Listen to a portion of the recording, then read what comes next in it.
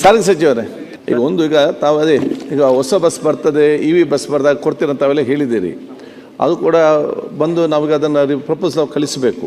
ಜಾಗ ಕೂಡ ತಾವು ಅದನ್ನು ನಿಗದಿಪಡಿಸಿ ಒಂದು ನಮ್ಮ ಮುಡಿಪತ್ತಿರ ಅದು ತಾವು ಅಲ್ಲಿಂದ ರೆಕಮೆಂಡ್ ಮಾಡಿ ಬಂದಿದ್ದರೂ ಕೂಡ ಇಲ್ಲಿ ರೆವಿನ್ಯೂ ಡಿಪಾರ್ಟ್ಮೆಂಟಲ್ಲಿ ಬಾಕಿ ಆಗ್ತದೆ. ಈ ಅಧಿಕಾರಿಗಳು ಕೆಲಸ ಹೇಗೆ ಮಾಡಬೇಕಂತ ಆಲೋಚನೆ ಮಾಡಬೇಕು ಹೊರತು ಇದು ಕೆಲಸ ಆಗೋ ರೀತಿ ನೋಡಿಕೊಳ್ಳೋದಲ್ಲ. ಅದಕ್ಕೆ ಅವ್ರು ಕೂತ್ಕೊಂಡು ಕರೆಸಿ ಯಾವ ಜಾಗ ಆಗ್ಬೋದು ಒಮ್ಮೆ ಜಾಗ ಕ್ಲಿಯರ್ ಮಾಡಿ ಕಳಿಸಿ. ಇಲ್ಲ ಸುಮ್ಮನೆ ಪೆಂಡಿಂಗ್ ಆದರೆ ನಾಳೆ ಸ್ಕೀಮ್ ಹೋದರೆ ನಮ್ಮ ಜಿಲ್ಲೆಗೆ ನಷ್ಟ ಆಗ್ತದೆ. ಅಲ್ಲಿಂದ ತಾವು ಕಳಿಸಿದ್ದೀರಿ, DC ಕಳಿಸಿದ್ದೀರಿ, ಇಲ್ಲಿ ಯಾಕೆ ರೆವಿನ್ಯೂ ಇದನ್ನೆಲ್ಲ ಪೆಂಡಿಂಗ್ ಇಟ್ಕೊಳ್ತಾರೆ? ಅವ್ರು ಕರೆಸಿ ಕೂತ್ಕೊಂಡು ಅಥವಾ ಯಾರದು ಬೇಗ ಜಾಗ ಕೊಡಲಿ, ಲೆಟ್ ಇಸ್ ಫಾಸ್ಟ್ ಮೂವ್ಮೆಂಟ್ ಆಗಲಿ. ನಮಗೆ ಅಲ್ಲಿ ಬಸ್ ಬರಬೇಕಲ್ಲ, ಅಲ್ಲಿ ಪೆಂಡಿಂಗ್ ಆಗೋದು ಬೇಡ. ಸಭಾಧ್ಯಕ್ಷರೇ, 23-24ರಲ್ಲಿ ಒಟ್ಟು 1148 ಹೊಸ ಬಸ್ಸು ಬಂತು ಸಭಾಧ್ಯಕ್ಷರೇ. ಅದರಲ್ಲಿ 72 ದಕ್ಷಿಣ ಕನ್ನಡಕ್ಕೆ ಕೊಟ್ಟಿದ್ದೀವಿ ಸಭಾಧ್ಯಕ್ಷರೇ. ಮತ್ತು ಈ ವರ್ಷ 2000 ಬಸ್ಸು ಘೋಷಣೆ ಮಾಡಿದ್ದಾರೆ ಮುಖ್ಯಮಂತ್ರಿಗಳು ಬಡ್ಜೆಟಲ್ಲಿ. ಅದರಲ್ಲಿ 900 ಬಸ್ಸು KSRTC ಕೊಡ್ತೀವಿ.